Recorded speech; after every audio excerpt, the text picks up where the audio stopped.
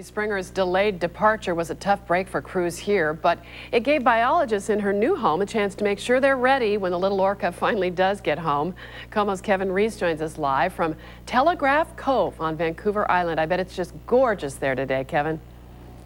It certainly is, as you can see, and from this picturesque spot here at Telegraph Cove on Vancouver Island, what you can see behind me are the waters of Johnstone Strait, and the very first island you see over there is Hansen Island. On the other side of that is Dong Chong Bay, where Springer will be held temporarily. And some of the good news here is that this does give them extra time to get ready and an extra day to confirm what they did today, that her family is already here.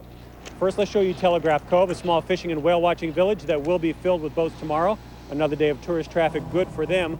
Also, a quick trip to Hansen Island and Dong Chong Bay, where the Canadian Department of Fisheries and Oceans is guarding the net pen. Divers checked it out again today, and the first load of fish was dropped in, salmon caught by local native fishermen.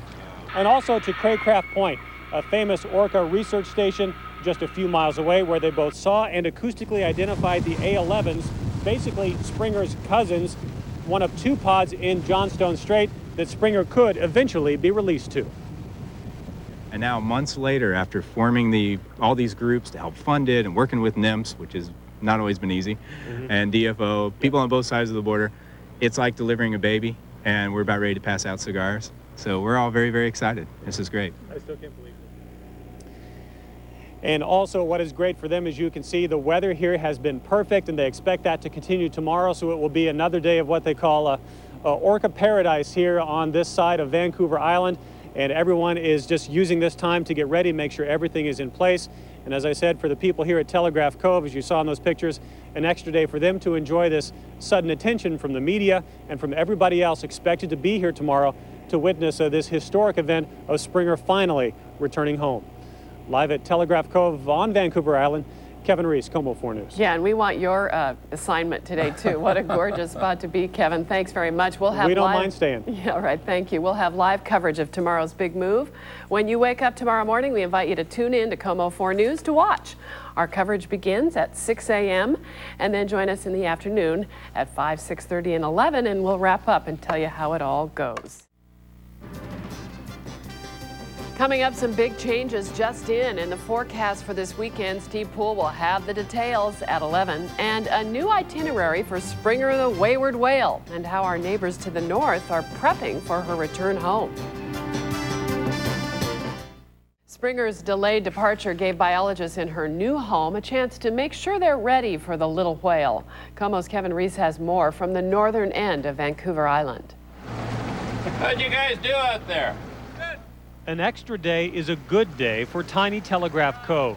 This fishing and whale watching marina is well off the beaten path. Tides will run through here at about 6 knots.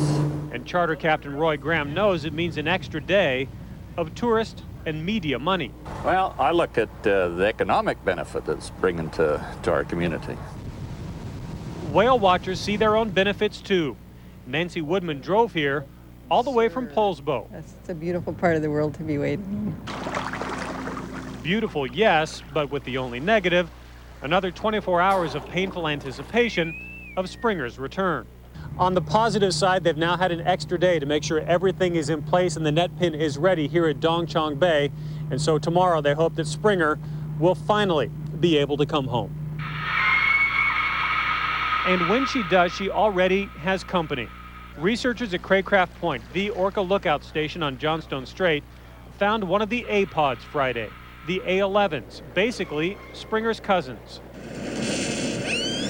And they confirmed acoustically that there is a vocal connection and that this is one of the subgroups Springer might be able to join. The fact that they just showed up on the day that we announced that we're going to bring her up here is very karmic, very kind of magical for a lot of us, and it's a key element. So having the pods, having her close relatives here at the time when she's going to be coming up here, it's great timing. Timing, they hope, goes off without a hitch on Saturday. At Telegraph Cove on Vancouver Island, Kevin Reese, KOMO 4 News. And you can count on KOMO 4 News to bring you Springer's return home live on the air starting at 6 a.m. tomorrow morning. We'll also have updates on our news and online at KOMOTV.com. Springer's delayed departure was a tough break for crews here, but it did give biologists in Canada a chance to make sure they're ready as well when the Orca finally does arrive home. KOMO's Kevin Reese is live in Telegraph Cove on beautiful Vancouver Island. Kevin? Yes, and that wait has been disappointing for some people here, but it's actually been good, this extra wait, for most people involved. Humpback whales were spotted here in Johnstone Strait earlier today. That's what some people tell us. Also that Dall's porpoise, we saw them very close to shore. And researchers saw one of the apods, basically Springer's family, very close to here. So this extra day has helped everything at Hansen Island, what you're looking at now, Springer's eventual new home, fall perfectly into place. Roy Graham, a boat charter captain at Telegraph Cove, doesn't mind this extra day's wait. He knows that extra day will be good for him. I look at the economic benefit that's bringing to our community. And things have been a little depressed up here in the last couple of years. May I mention softwood lumber tariff? Yes, sir. It has also been good for keepers at Springer's new temporary home at Hansen Island. Divers double-checked the anchor lines today, and the first load of fresh salmon was dropped in. Salmon caught by local native fishermen.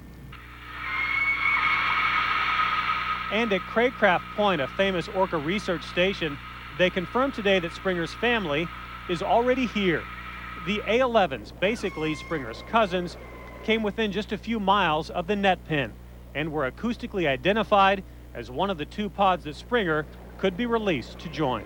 And now, months later, after forming all these groups to help fund it and working with NIMS, which has not always been easy, and DFO, people on both sides of the border, it's like delivering a baby, and we're about ready to pass out cigars. So we're all very, very excited. This is great. I still can't believe it. Also great, the weather continues to be great here, and they tell us that even though the A-pod, one of them, the A11s, has been seen here, that the window of opportunity is still very good. They expect that pod and another group of A-pod to be in this area for quite some time, and they're really itching to get Springer up here. They think the timing is perfect, and they hope that this all does go off without a hitch sometime tomorrow afternoon.